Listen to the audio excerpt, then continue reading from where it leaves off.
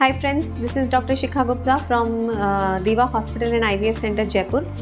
तो आज मैं आपको IUI, IVF, ICSI ये सब जो डिफरेंट ट्रीटमेंट्स होते हैं फर्टिलिटी के, इसके बारे में एक थोड़ा सा आइडिया दूंगी, क्योंकि ऐसा बहुत ही कॉमन है कि पेशेंट मेरे पास फर्टिलिटी ट्रीटमेंट कराने आता है और उसे ये पता ही नहीं होता है कि IUI किसको कहते हैं, IVF किसको कहते हैं, ICSI किसको कहते हैं, सिंपल ट्रीटमेंट क्या होता है। तो ये सब चीज़ों का मैं आपको एक ब्रीफ आइडिया आज दे देती हूँ।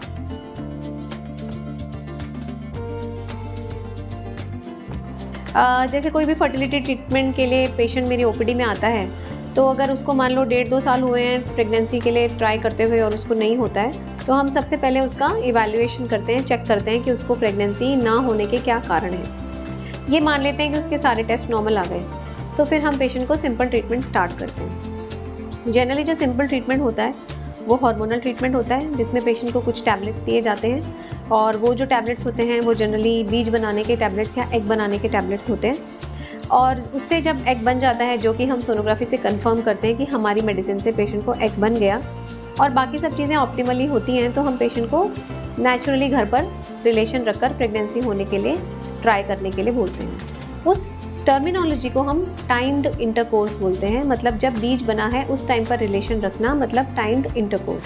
Simple treatment with timed intercourse, ये ट्रीटमेंट पेशेंट को जब पेशेंट फर्टिलिटी के लिए दिखाने आता है तो 6 to 8 मंथ्स पेशेंट का यही ट्रीटमेंट किया जाता है। अब हमने ये मान लिया है कि पेशेंट के सारे टेस्ट नॉर्मल है, पेशेंट को सिंपल ट्रीटमेंट दिया। सिंपल ट्रीटमेंट में अगर पेशेंट कंसीव नहीं हुआ, उसके बाद फिर हम नेक्स्ट स्टेप ऑफ ट्रीटमेंट पे जाते हैं, जिसमें हम पेशेंट को ये एक ऑप्शन भी देते हैं कि वो ट्रीटमेंट विड्रॉ करके घर पर फिर से ट्राई कर सकते हैं। पर लेकिन अभी हम खाली ट्रीटमेंट के संबंध में अगर बात करें तो अगला स्टेप आता है IUI। IUI का फुल फॉर्म होता है इंट्रा यूटराइन इंसेमिनेशन, और अगर हम हिंदी में इसको बोलेंगे तो इसका मतलब होता है कृत्रिम गर्भाधान। इसमें क्या होता है, ये बहुत ही सिंपल प्रोसेस होता है और बहुत ही लो कॉस्ट प्रोसेस होता है, और इसके अंदर पेशेंट को कोई बेड रेस्ट नहीं करना होता, कोई उस पर ऑपरेशन नहीं होता, किसी तरह का एनेस्थीसिया नहीं दिया जाता, पेशेंट को हॉस्पिटल में एडमिट रहने की ज़रूरत नहीं होती। सिंपल इसमें पेशेंट को हम बीज बनाने की दवाइयाँ और कुछ इंजेक्शन्स लिखते हैं। उस इंजेक्शन और बीज बनने की दवाई लेने के बाद हम पेशेंट की सोनोग्राफी करके उसका बीज पक गया है या उसका बीज राइप हो गया है या सही साइज़ का है, ऐसा कंफर्म कर लेते हैं।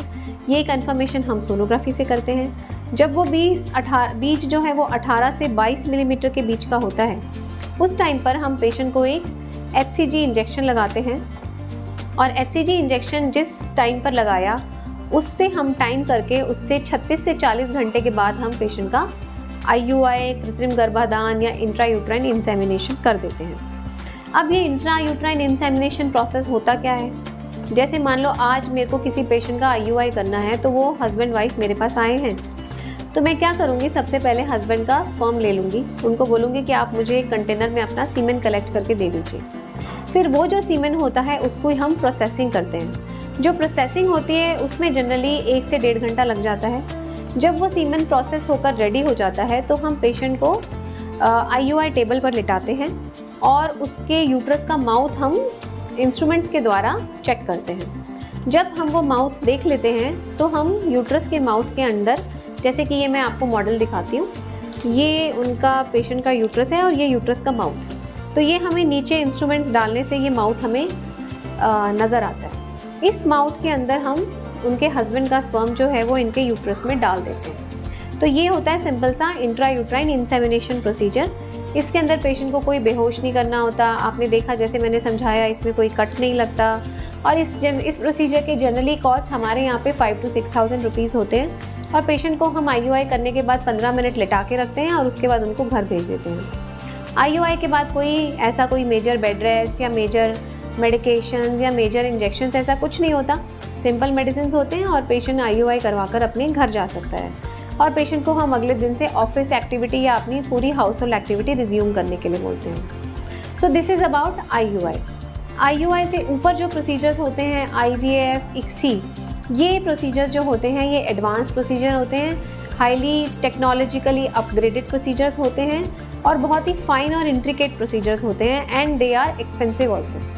तो जनरली IVF, ICSI की कॉस्ट अराउंड 1.25 लाख से लेके पेशेंट की 2 लाख तक हो सकती है। वो इस पे निर्भर करता है कि वो किस पर्पस के लिए, मतलब किस बीमारी की वजह से उसको आईवीएफ करवाना पड़ रहा है। जो आईवीएफ होता है उसका मतलब होता है in vitro fertilisation. In vitro का मतलब होता है शरीर से बाहर। अभी ये जो हमने प्रोसेस बताया आपको, आईयूआई के अंदर तो फर्टिलाइजेशन बॉडी में ही हो रहा है, क्योंकि बीज तो है वो स्त्री के शरीर में ही है और हमने हस्बैंड का स्पर्म लेके स्त्री के शरीर में डाल दिया। अब आगे फर्टिलाइजेशन होना, बच्चा लगना कुदरत पर निर्भर करता है। जब आईवीएफ होता है उसमें हम पेशेंट को इंजेक्शन लगाकर बीज बनाते हैं। फीमेल को इंजेक्शंस लगाते हैं ताकि उसके बहुत सारे एग्स बने। जब वो एग्स बन जाते हैं तब हम पेशेंट को थोड़ा सा एनेस्थीसिया देके 5-10 मिनट में उसकी माहवारी के रास्ते एक इंस्ट्रूमेंट डाल के सारे एग्स शरीर के बाहर निकाल लेते हैं। तो हमने एग्स भी शरीर के बाहर निकाल दिए और हस्बैंड को बोला कि आप हमें सीमेन कलेक्ट करके दे दीजिए। तो दोनों चीज़ें हमारे शरीर से बाहर आ गई हैं। बीज भी शरीर से बाहर आ गया और स्पर्म भी शरीर से बाहर आ गया। फिर इन दोनों को हमने लैब में फलन करा। जो फलन का प्रोसीजर होता है उसमें एक आईवीएफ प्रोसीजर होता है और एक इक्सी प्रोसीजर होता है। जो आईवीएफ होता है उसमें सिंपली हम शुक्राणु और बीज को साथ में रख देते हैं और कुदरत पर फर्टिलाइजेशन छोड़ देते हैं कि कुदरती उनको कितना फर्टिलाइजेशन होता है। नॉर्मली आईवीएफ जो मैंने आपको बताया उसमें 40 से 60% फर्टिलाइजेशन होता है। और दूसरा प्रोसीजर होता है फर्टिलाइजेशन का जिसको बोलते हैं इक्सी।